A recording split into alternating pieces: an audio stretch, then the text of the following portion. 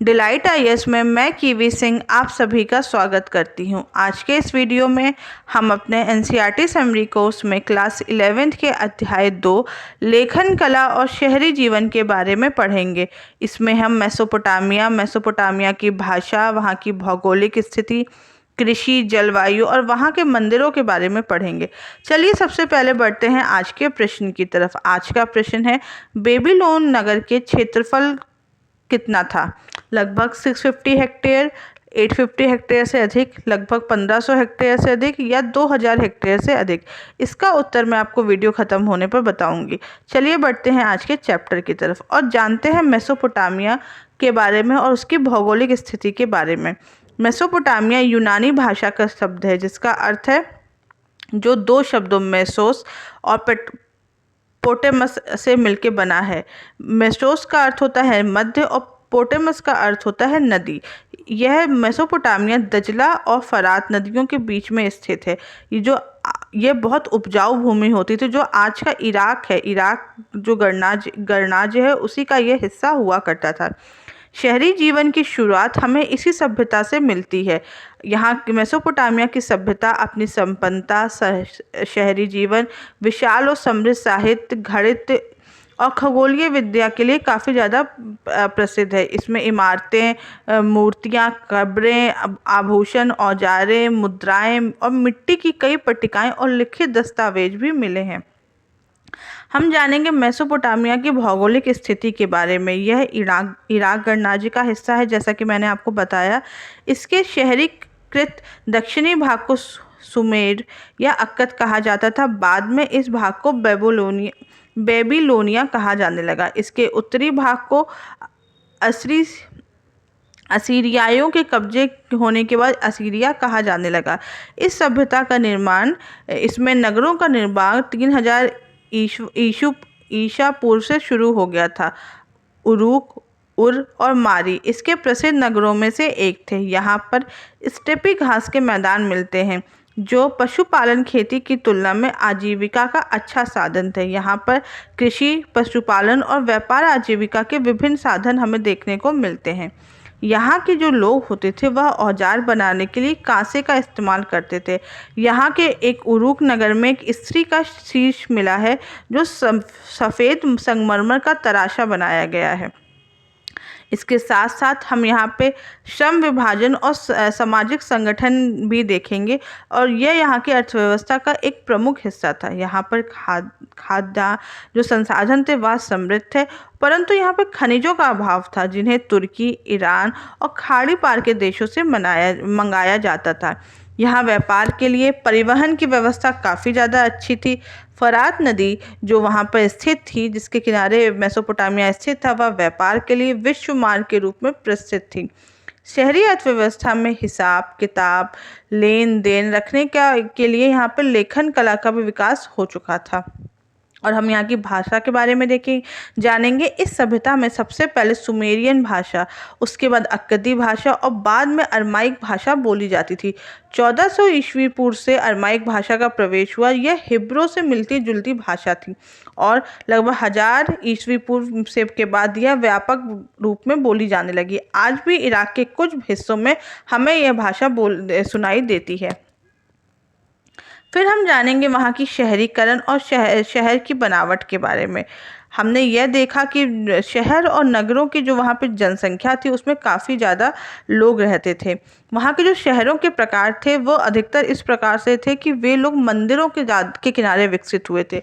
वहाँ मंदिरों के चारों विकसित हुए शहर थे और ये व्यापार के केंद्रों के रूप में विकसित हुए थे, और ये शाही शहर होते थे। शहरीकरण और नगरों के बसावट के बारे में हम यह देखेंगे कि शहर और नगर बड़ी संख्या में लोगों के रहने का स्थान नहीं होते थे।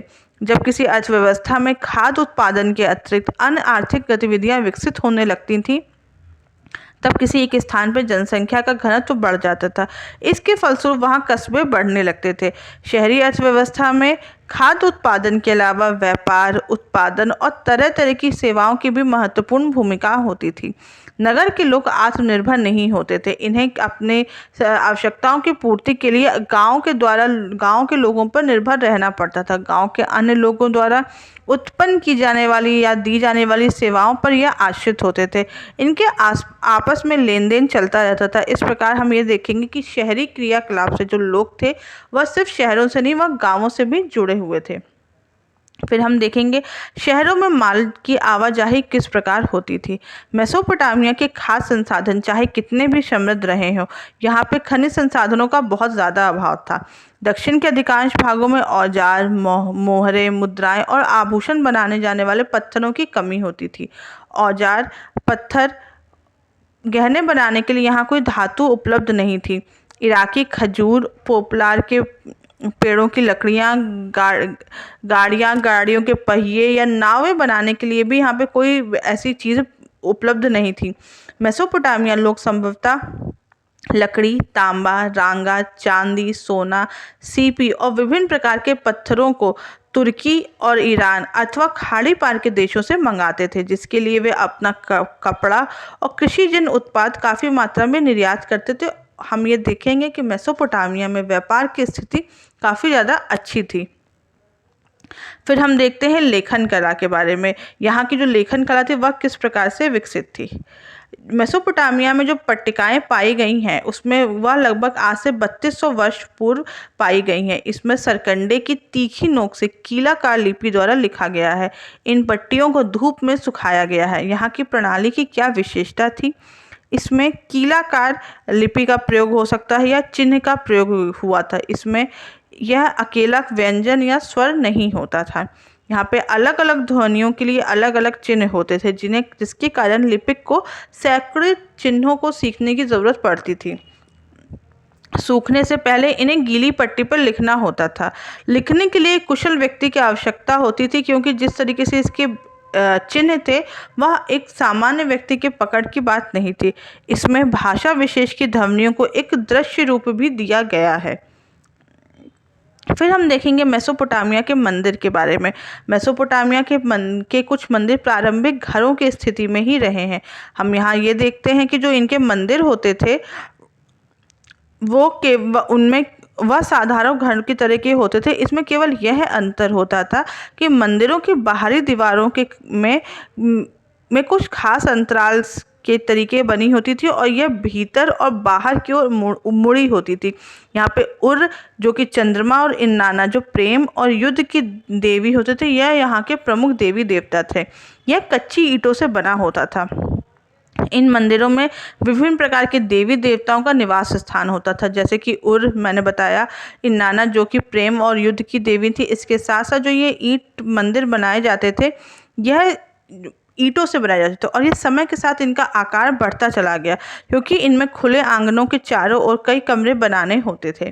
कुछ जो प्रारंभिक मंदिर थे वह साधारण घरों के तरीके ही दिखते थे, क्योंकि मंदिर भी किसी देवता का घर ही माना जाता था इन लोगों की स्थिति में।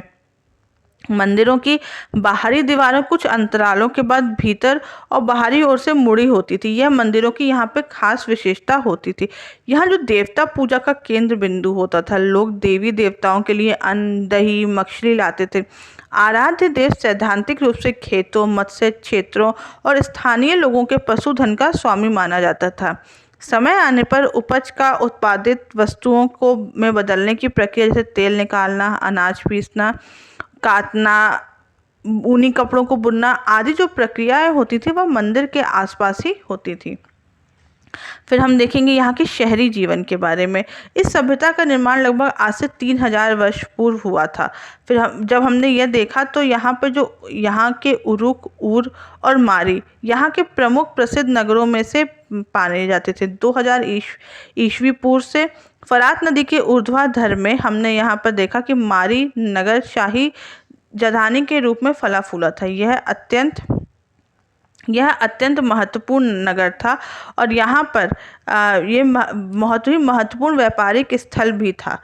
यहाँ पे जो ऊर नगर था वहाँ पे नगर नियोजन का हमें अभाव मिलता है। यहाँ पे टेढ़ी मेढ़ी संकरी गलियाँ थी, जल निकास की प्रणाली अच्छी नहीं थी और यहाँ पे जो ऊरवासी जो घर बनाते थे वह शकुन अपशकुन पे काफ़ी ज़्यादा वो मानते थे, काफ़ी ज़्यादा मानते थे। और जो मारी शहर था वह शाही शहर के रूप में फला फूला था।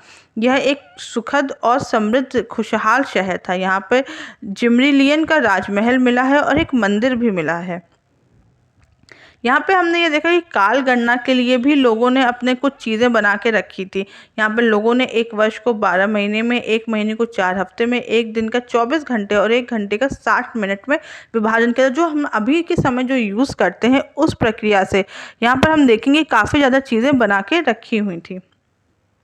हम देखते हैं मेसोपोटामिया के शहर के बारे में। मेसोपोटामिया के जो शहर थे वह मंदिरों के चारों ओर विकसित हुए थे। ये व्यापार के केंद्र के रूप में विकसित हुए थे और ये शाही शहर होते थे। यहाँ की शहरी जीवन की हम विशेषताएं देखते हैं। शहरी जीवन में श्रम विभाजन होता था। विभिन्न कार्यों से जुड़े लोग आपस में लेन देन के माध्यम से जुड़े रहते थे और शहरी निर्माताओं के लिए ईंधन, धातु, विभिन्न प्रकार के पत्थर, लकड़ी आदि जरूरी चीज़ें भिन्न भिन्न जगहों से आती थी और इन्हें मिलती थी। हम देखेंगे मेसोपोटामिया के शासकों के बारे में। मेसोपोटामिया समय के विभाजन के साथ साथ यहाँ पे हमने ये देखा है कि यहाँ पे सिकंदरा के उत्तराधिकारी द्वारा यह अपनाया गया था। यहाँ से रोम और इस्लाम की दुनिया में और उसके बाद मध्ययुगीन यूरोप में ये पहुँचा था। हम पढ़ते हैं गिलगामेश के बारे में। ये उरुक नगर का शासक था। यह महान योद्धा था जिसने दूर दूर के प्रदेशों को अपने अधीन कर लिया था। इसके साथ हम देखते हैं एक दूसरे प्रसिद्ध शासक के बारे में जिसको हम अशुरबनीपाल कहेंगे। यह असीरियाई शासक था। इसने बेबीलोनिया के कई पट्टिकाओं पर अपने मंगवा के एक निन्वे में एक पुस्तकालय की स्थापना की थी। नेबोपोलासर ने 625 ईस्वी पूर्व में बेबीलोनिया को असीरियाई आधिपत्य से मुक्त कराया था। 331 ईस्वी पूर्व में सिकंदर से पराजित होने के बाद बेबीलोन दुनिया का एक प्रमुख नगर बन गया था और नेबोनेडिस स्वतंत्र बेबीलोन का एक अंतिम स्वतंत्र शासक था।